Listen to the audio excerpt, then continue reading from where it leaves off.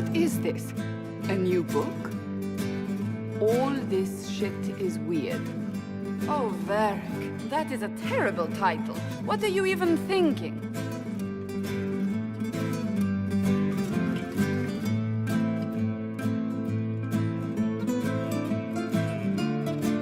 The sky churned like a rolling sea on a dark and stormy night, centered on a gaping hole that led to the arse end of nowhere.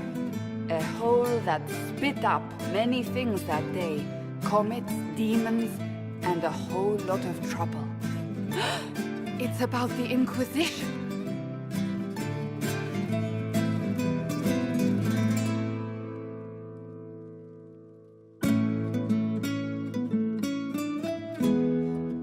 The din of the tavern cut the silence like it owed the carter money.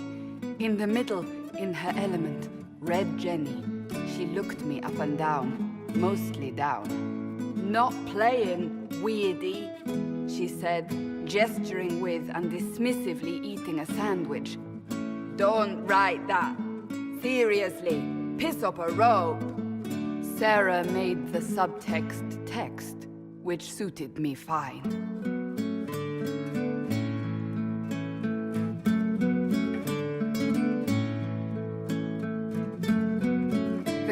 The enchanter swirled into the room like a drop of beautiful poison spreading in a wineglass. She sized me up with a glance. "I'm so glad you made it, my dear," she said. "I am Madame de Fair, the most terrifying person you shall ever meet."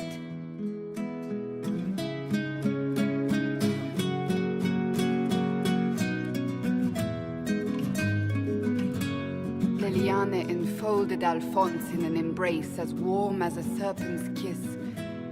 "I always knew I could count on your support." The Count did not feel the bite of her poisoned dart until it was too late. "Even if it requires your death."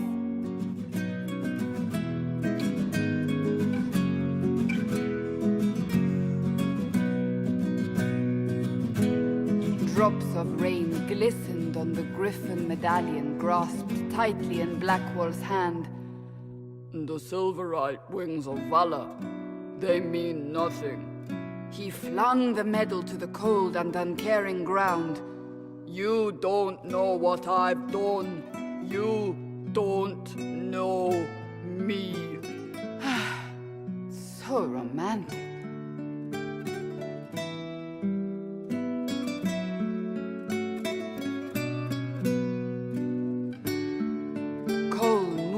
Like a shadow that also moved like a knife.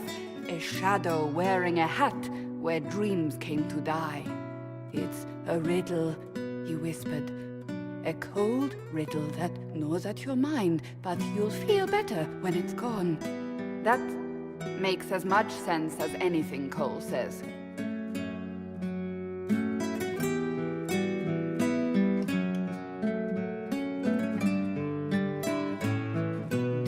Place your herald above the law, ambassador.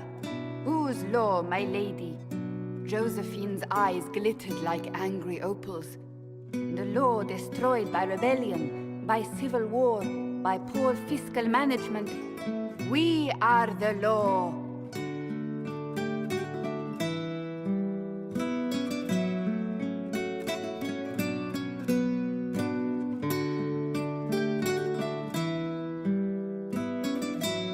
Left our mark on adamant, but the dust hadn't settled, and neither had Harding. "I can offer you a drink, if I catch your meaning." "If you'd caught my meaning, you'd have offered a double." What is even happening here?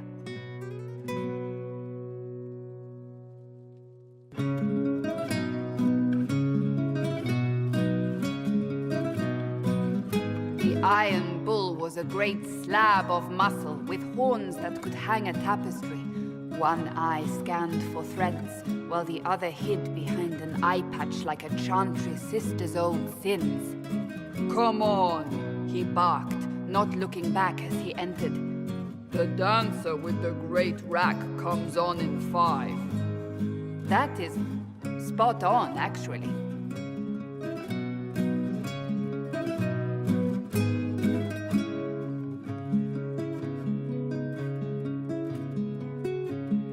The commander had the look of a Templar who had seen the worst of humanity, yet still had the time to style his hair. "This isn't just a war," he said, his gaze steely like a dull blade. "It's the only war." Cullen! That's Cullen!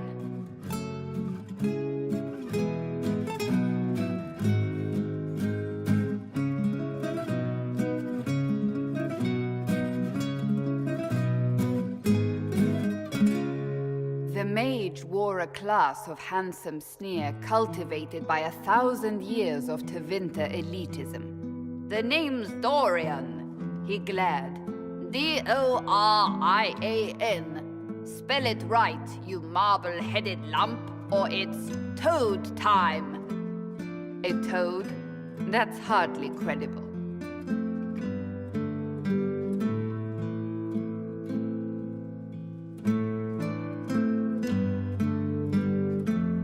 The bald elf spun, mage staff crackling like the city after a good man's murder.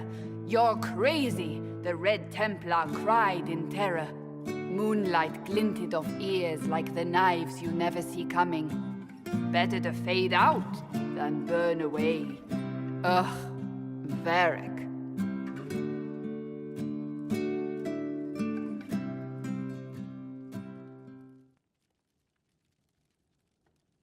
Wait, where am I?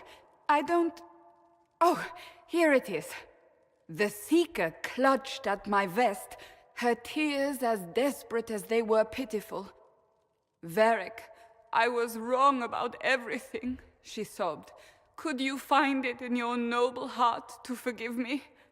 That dwarf, he put me in the book! I'm in the book! I am reading the shit out of this!